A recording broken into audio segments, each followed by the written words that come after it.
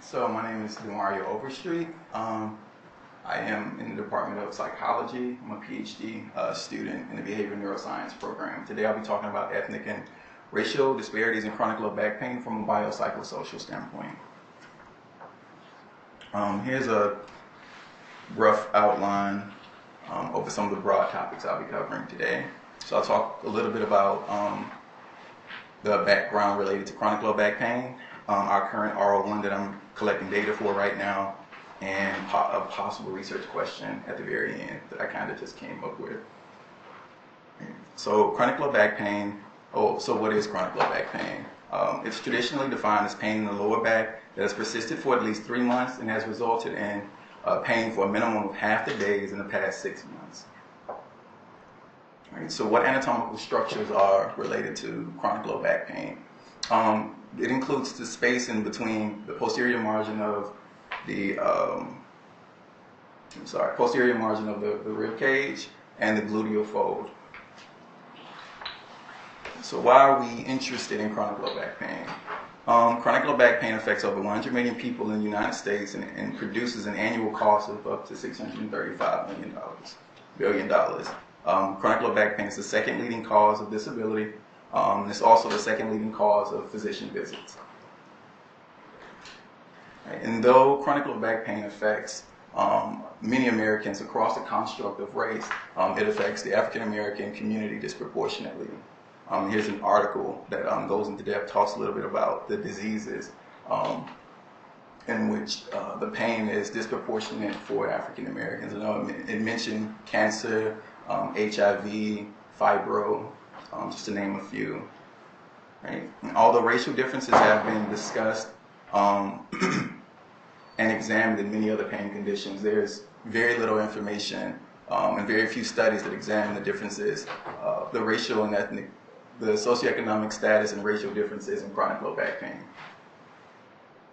All right, so this study incorporates a socioeconomic framework for explaining why chronic low back pain severity and disability, as well as factors predicting these outcomes, may differ as a function of racial background. The overall aim of the study is to categorize racial and SES differences in chronic low back pain severity and disability. And we further aim to examine important biopsychosocial predictors of racial and SES differences in chronic low back pain. This study will be the first to directly and comprehensively apply a socioeconomic framework to the study of racial differences in chronic low back pain and the various outcomes.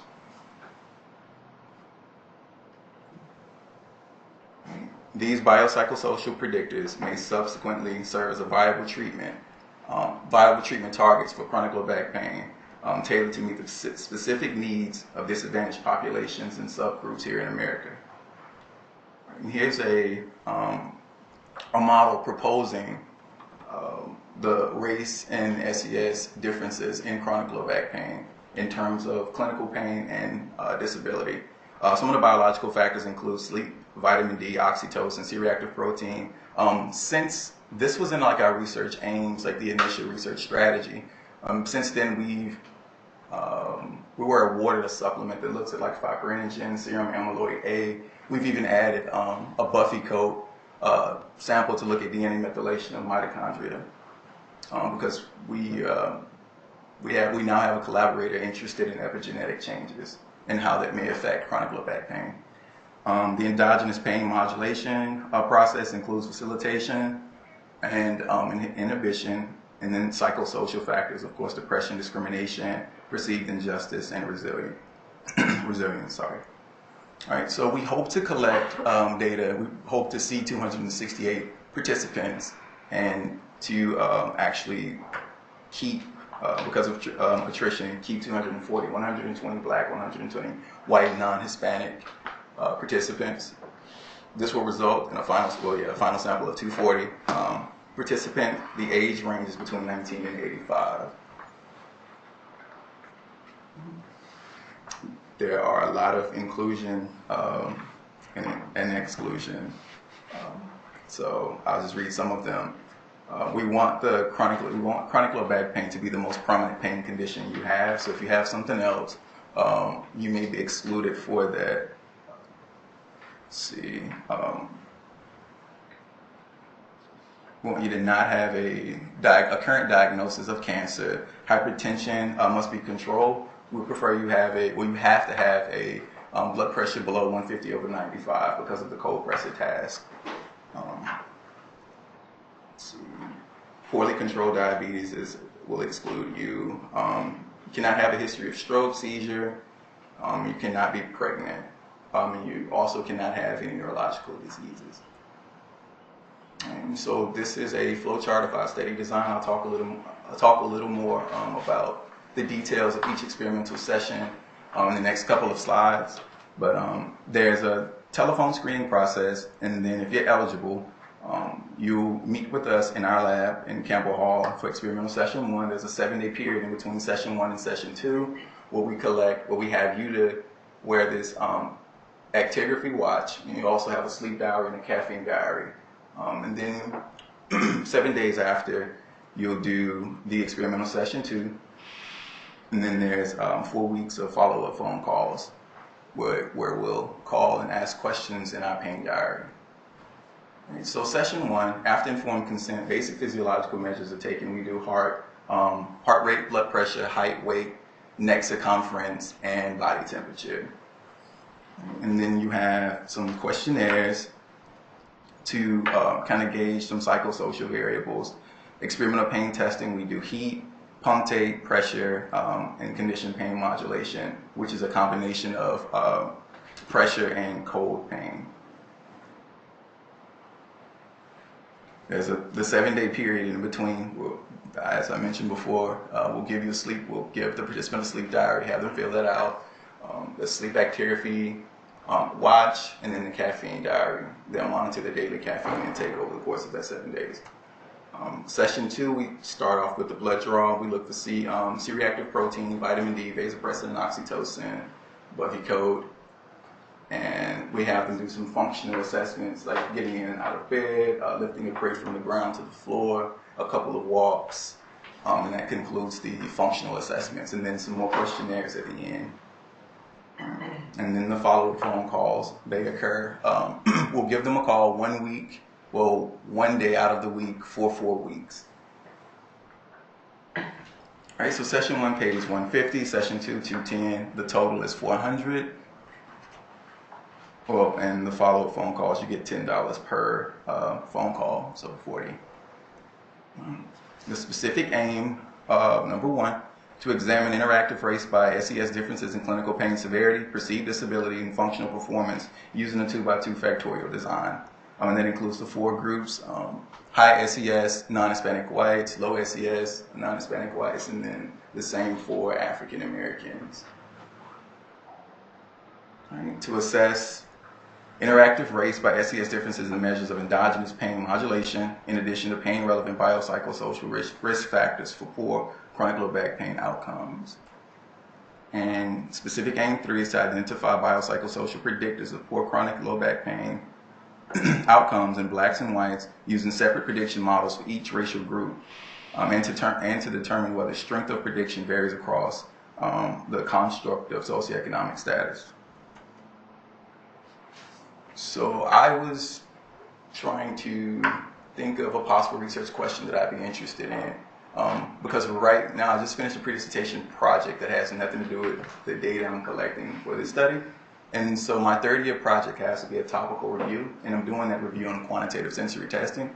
So instead of boring you all with that, I wanted to talk about the research for the data that I'm currently collecting. So I came up with this research question, and I have a specific I have more specificity in the next slide of this question. So, is there a relationship between pain-related fear and heat pain responses?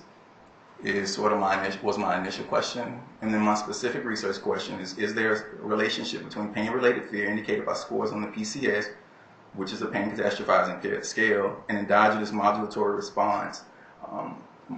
Endogenous modulatory response type, facilitatory versus inhibitory, in patients with chronic low back pain between the ages of 19 and 85, sampled from a UAB pain clinic. And that is the end of my presentation.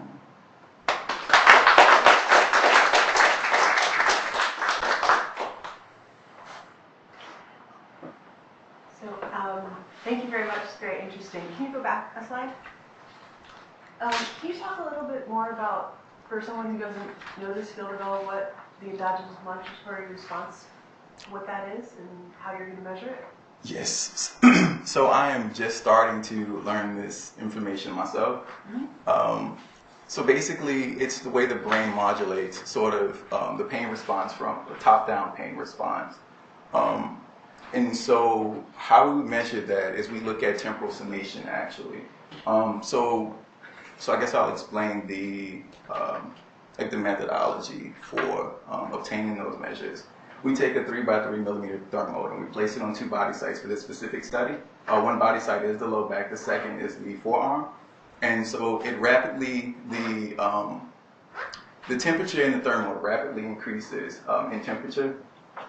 And so basically I'll have the participant to give me a pain rating 0 to 100. And I'll be able to see it on my end, like from the computer screen they won't. And I'll have them give me a pain rating each time it reaches the peak. And so what I do is just record those peaks. For someone with facilitatory type of response, they'll give me, the pain will summate. Even though it's the same temperature at each peak, there will be a summation effect for that participant versus the inhibitory type of response. They may just say it was a 45 each time, or it habituated. And so it was 45, then 40, and so on and so forth. And so those are the two separate response types, if that doesn't make sense. Yes. So number one, love this question. This is a good question. So, well done. Going back to the aims, when you mentioned interaction with race by SES, how do you plan to do that analytically? So from my understanding, and these are Burroughs questions. Okay. From my understanding, we're going to use the 4x4 factorial design and kind of tease apart race and SES and look at the differences that way. Because we have low SES whites and low SES blacks, as well as high SES blacks and high SES whites. Okay, so we're going to a priori define the groups and do this and do the 4 cells. Yes. Great. Okay. Well, the reason I ask is I think that makes clinically that makes sense and is helpful. I find analyses where there's a formal interaction term a lot of times can be more challenging. And I guess one of the questions that comes up afterwards, is if you go in with this a priori, but there's not necessarily a significant interaction between the two, is it still okay to do these? Because we've seen this before. We've done work where we've looked at race by gender, because we've seen differences among men and women, African American and white, but then when you further do the 4 cells, and just sometimes we've had kind of feedback in terms of, well, did you look for a formal interaction term? We said, no, we haven't, because a priori we believe, there's a difference, and even if there's not a formal, significant interaction, we think it's important to look at these groups. So that resonates. Thank you. So have you had any trouble recruiting for the studies? My first question. No.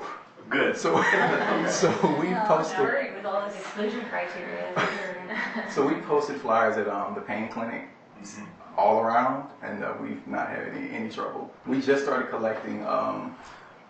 We just started sending out flyers and recruiting for healthy controls for the Buffy code, the DNA methylation stuff. And so we've not had any trouble recruiting healthy controls either. The $400 helps. Yeah. That's true.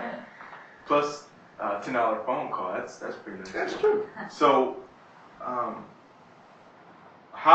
you concerned about the generalizability of your study because of all the exclusion criteria, and how would you discuss that with the reviewers, or what are your thoughts on that? That's an excellent question. I actually have not thought much about the external validity just yet, because we just started collecting data. But that's a very good point. I'll take that into consideration and speak to my mentor about that. Excellent point.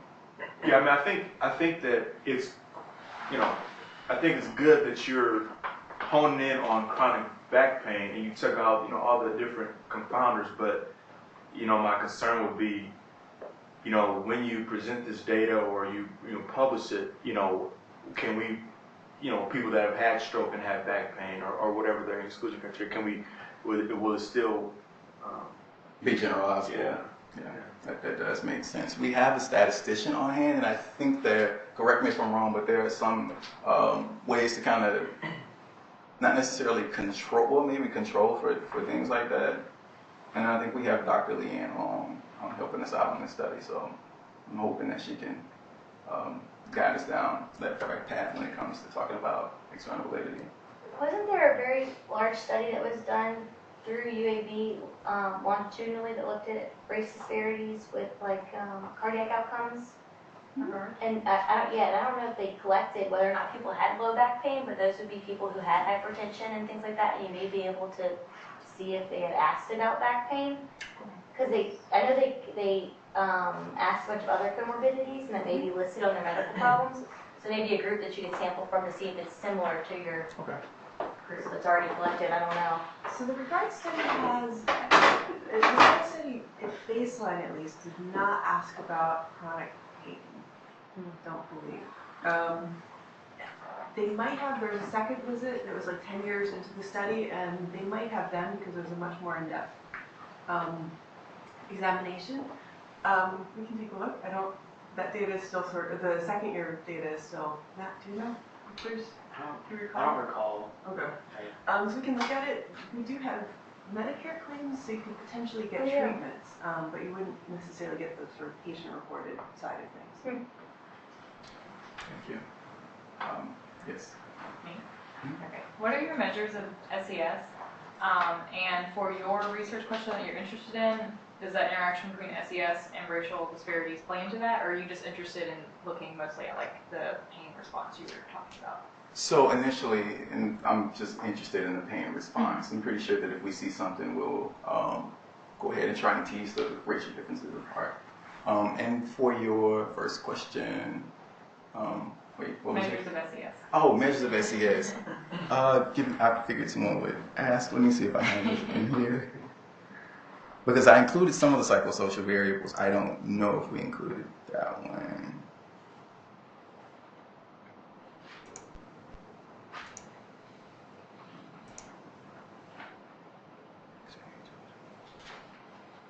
So I know we used the MacArthur scale, the one for the community and nationally. And then we also have household income and things like that as a proxy for SES. Yeah, I don't think I included the questionnaires. But yeah, definitely perceived SES and the two scales, and then household income, and I think like education level. So how do you determine high SES versus low SES? I knew someone was going to ask that question. And to be honest, I do not know just yet. I don't know if that's something we'll decide after we take a look at the data or whatnot. But yeah, I have no idea just yet. I was just curious because it is an interesting. It can be hard to sort people into those SES groups, especially like beforehand. I agree. So I was just curious. I think sometimes you can use like poverty line, like percentage of certain percentage of poverty FPL, line. federal poverty level. Okay.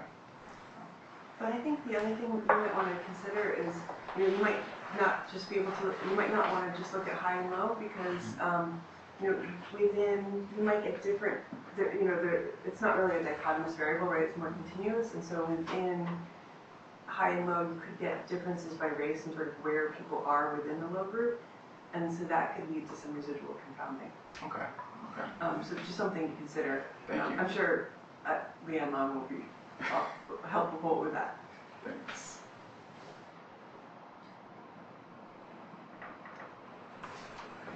And then one, I know we're sort of like a broken record on this. I think your presentation is very attractive, but bigger font size, please. Okay. Will do. But I think it was a very nice presentation. Thank you.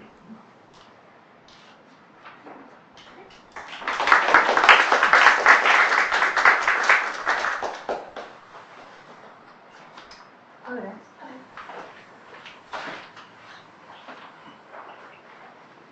Hi, Mark. So can you talk a little bit about what this presentation is for? Absolutely. So Margot and I next week are going to Boston for the American College of Surgeons conference, and we both have quick shot presentations, which are only 3 minutes. which is not a lot of time to talk about anything. So, do you have an 8? You have a 3. No, 3. So you either get 8 or 3 minutes, and 3 minutes is not a lot of time. So we were both hoping for 8, but it didn't work out.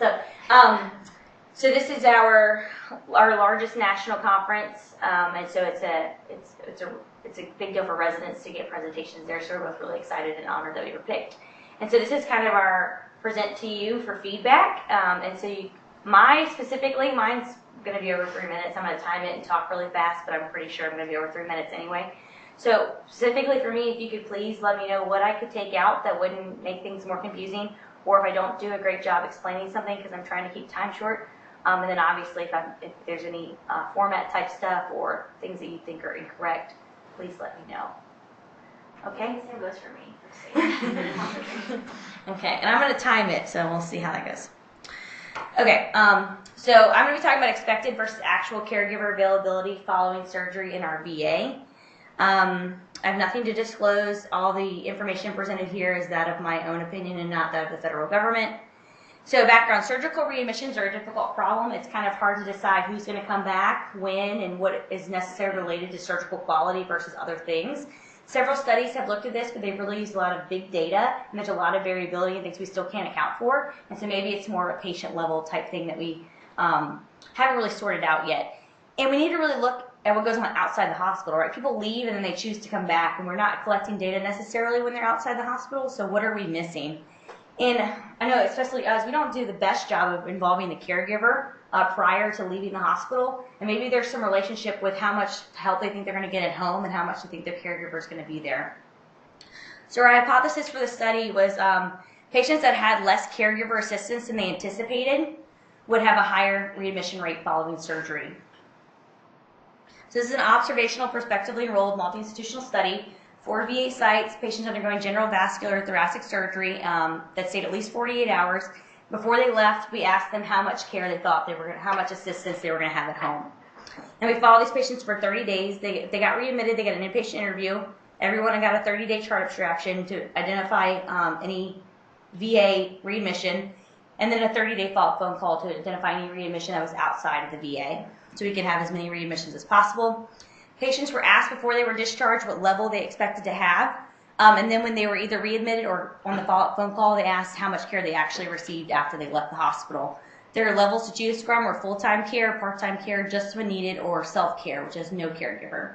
And in this presentation, assistance refers to home health services. So we had 737 patients at the 4 sites. 99% of them gave us this information before they left. Majority is general surgery. Those are our 4 enrollment sites. The site that 6% joined our study a year into it, so that's why their enrollment's smaller. The demographics are that what you would expect of a typical VA population: older, white, male. The 731 patients that were enrolled, 64% were discharged home without assistance. That means no home health services. Followed by 20% went home with home health services, 10% to a rehab, and 5% to a SNF.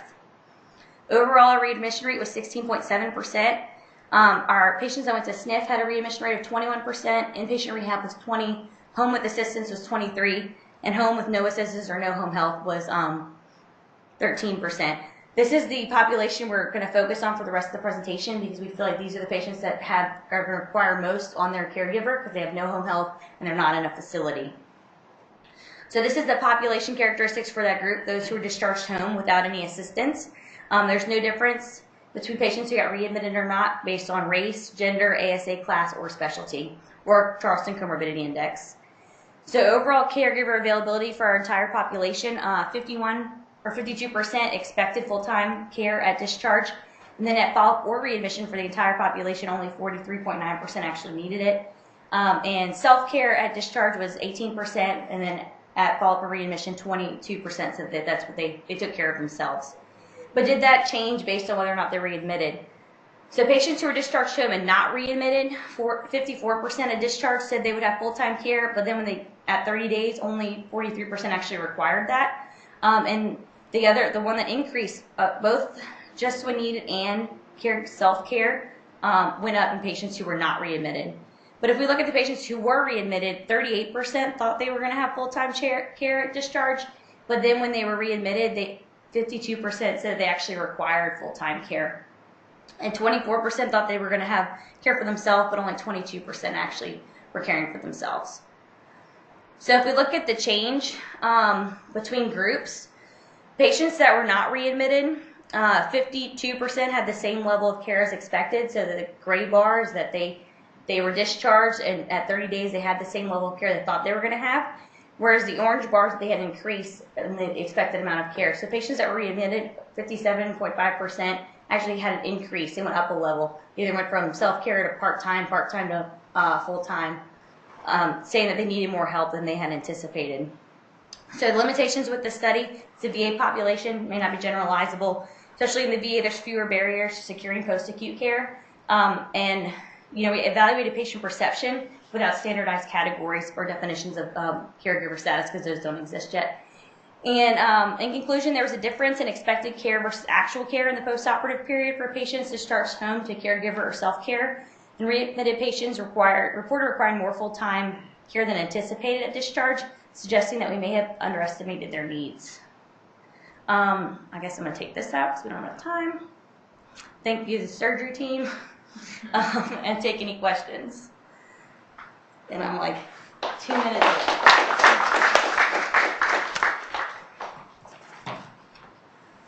What you got? Yes. Okay, so your very first slide, where you're going over the background. Uh-huh. Since this is American College of Surgeons, I would assume everyone knows that there's this general problem with surgical readmissions, right? Uh-huh.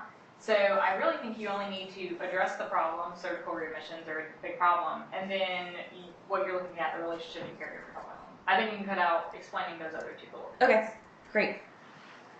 That's, I think, also where you spent, I was timing each slide just Oh, to see perfect, how much thank was- you. And so that's where you spent the most time. You spent Okay. about 40 seconds on the background slide. I need to do 7 slides a minute. Okay, cool. All right. Thank you. Yeah. So I really like the pictures and setup of your slides, for the record. I think that one slide where you have this super big table and your basic takeaway is just that there's no difference. Can I just say there's I no think you could difference? just say that and Okay. skip that slide, to be quite honest. Yeah, thank you. I hate this slide. I don't think you even need it. And then I think if you go to the slide where you have readmission rates, Mm-hmm. and the slide before where it's discharge location, like home or SNF, it's the one right before, I think you could likely combine those. Okay. Because then you could sort of say, and depending on how you want to do it with animation or just sort of, similar slides where that way those two slides you could likely save a lot of time just to say this percent went to this location and of that this many were readmitted a lot. Okay. And I think you'd save some time right there. Okay. I think the other thing is you spent a lot of time on words where maybe if you just use concordance or discordance, Okay. you would save some time with words perhaps. Because, right, a lot of what you're talking about is sort of the discordance or concordance with perceptions versus what sort of needed, Mm-hmm. what actually played out, right? Yeah. And I don't know if that would help or not, but Okay. maybe if, I don't know, that's my last random thought. So I would actually cut out this slide and the next one and just say Just say. the study population for this analysis was people discharged home without home health services. Okay. Because I feel like you spent a lot of time sort of explaining what assistance meant, and I think you can just say that because, yes, in the paper you want to have the whole flow chart and all of that, the consort diagram, but for 3 minutes, just Okay. I think hone in on the population that you want. Okay. Thank you. Yeah, so I think building off that big picture, I imagine you'll be in a session where there's multiple of these 3-minute rapid shots. Mm-hmm. And I think you're trying to condense a 10 or 15-minute talk into the 3 Mhm. minutes. I think you get one major point, Okay. one major conclusion, and then you have 3 to 5 slides to make that case. I mean, to be most effective. Right. I think so. And I agree with the visuals are really effective. I would suggest just going with what is the big take-home point that this audience is going to find new, innovative, most striking, and really focus on that and limit yourself to, after your title slide, maximum 3 to 5 slides. Okay. And this slide resonated with me, so I would suggest a lot of visuals, fewer of the word slides, and in 3 to 5 slides, using some figures and images to kind of tell your story. Okay. Yeah, my goal is 5 slides, but I Yeah. didn't know what I could take out without not giving a big enough picture. It's hard, yeah. Yeah, that makes sense. So for these big takeaway slides, I think the sort of like pop-up boxes where like I'm highlighting, you know, so that you see like a red box or something pop up, and so then the person's eye is drawn to match what you're going to be talking about very fastly. Like, oh, I'm supposed to be taking in that the increase in expected care is, you know, the big thing. Okay. I would also recommend just whole number rounding. Yes, I know some of them are different between, but yes, thank you. So, yeah, drawing the eye, I think, and the visuals will help a lot. And potentially could combine like limitation, conclusion, next directions in one slide. Okay. If you know, if you're compelled to do that, which, you know, I think is a good idea, but, you know, just try to condense it into one slide that really kind of talks about, you know, what's the major, you know, limitation, the major conclusion, and where does this leave the field. Okay. Any comments about the actual study, or if I misrepresented anything? I like how quickly you were able to describe the VA population. Because clearly you're used to it, but you know, you were cognizant of like, oh, not everyone is familiar with this, and the way you described it in like 3 seconds was like perfect. I was like, okay, I know exactly where you're coming from right now. Okay. Okay, well thank you all very, yes sir. Did you look at means, did you do a means test, or was it AS, AN, or whatever? Did you look at that at all? I'm sorry? VA means, was it means test, I think what I want to talk about? Mm-mm. Okay. We've done that for some other stuff, but we've done. What does it measure? I'm not familiar with that test. It's basically they do a national annual survey among veterans and their families for income, things like that. I was just kind of curious. We don't have any, we don't have education level, income, and a couple other variables for these patients. We collected prospectively, we didn't ask that. So is this the reason for VA eligibility? Is that what you're looking at? So like if it's a disability related versus Oh, like a military, what is it? What is the word? Frank, you're service connected? Yeah, so then that's the other thing too. Gotcha. And we didn't look at that yet. The other thing that's not in here, which I definitely don't have time to talk about, is we just got all of our vascular data for complications, so we can start looking at how much of this is driven by pre-hospital or post-hospital discharge complications, but obviously I can't even fit that in, so. Okay, thank y'all.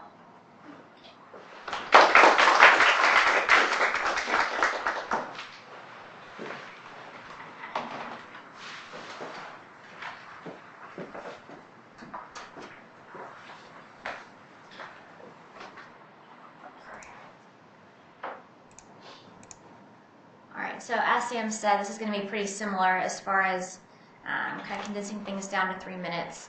Kind of tried to condense it yesterday afternoon, but we'll see how successful I was with that. So thank you for the opportunity to present here today. I'll be talking about the role of fasting serum glucose and approval for living kidney donation among obese donor candidates.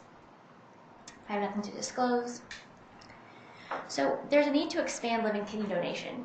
This figure demonstrates the number of patients on the kidney transplant waitlist, shown in yellow, and then the number of transplants performed each year are shown on the lines below.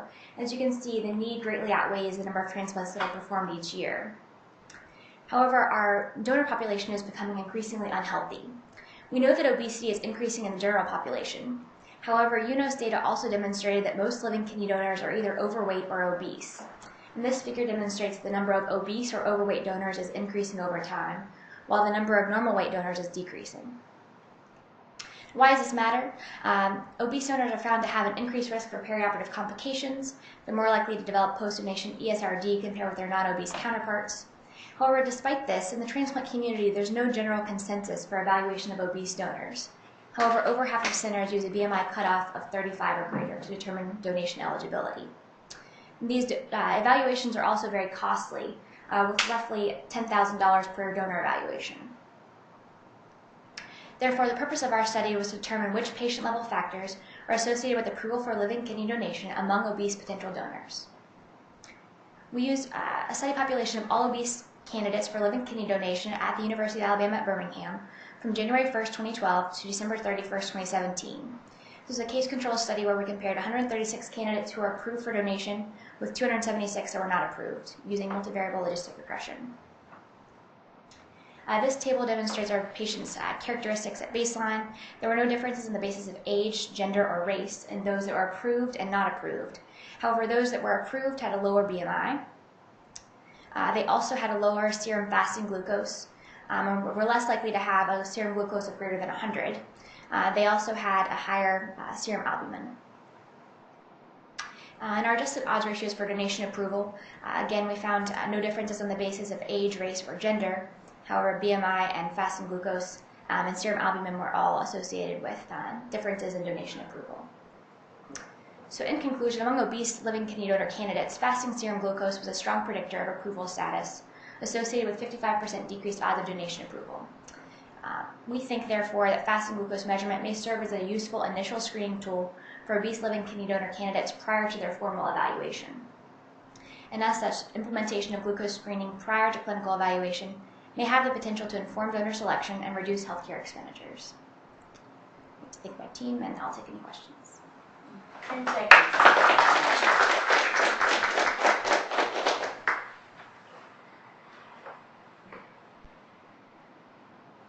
So I'll just say I think it was well timed. If you are looking to kind of like present more results or anything that you want to do like that, you can probably cut out a little bit of your background. So you spent maybe a minute, 15 seconds on background. Okay. But you did pretty well with the other, I think, getting the main points across. All right, thanks. And do you have 8 minutes or 3 minutes? 3. I think that you going on that background thing, you said the background thing and then you explained the figures. I think you should do one or the other. Okay. You can explain the figure and talk about the background, or just let people look at the figures, but doing both I feel like took up some time that you could use other places. Can you go to I think it's slide 3. Next slide, please. So can you explain this slide again, because I was looking at the figure and I just didn't hone in quickly enough before we had to move on. Yeah, so in this one here, let's see, I'm gonna get bigger so you can see a little bit better. So the red line shows the number of normal donors, and that's decreasing over time. And then it is kind of hard to see on this slide too, but the number of either overweight or obese donors is increasing over time. And so that's the top line. Mm-hmm. Can you make that, Yes. that one in the slide before, my eyes are not that bad, but it was really hard for me to read. Yeah. And what I could do is just for this slide, make the whole thing the figure, and then just say the other things. And then for this one, I can try to figure out how to make those fonts bigger on the bottom or something. I also wonder, for this audience, do you really need that? Do you know people are going to be, you can just say... Yeah, maybe I'll just say that and then just go into this slide. Yeah, that the need for kidneys outpaces the availability. That's a good point. What do you make of the high serum albumin? I mean, I think it's just a surrogate for the fact that these patients are healthier, so their protein levels or their protein storage are just higher, but I don't think it really makes as much sense clinically to use that as a cutoff, so I think the glucose is better.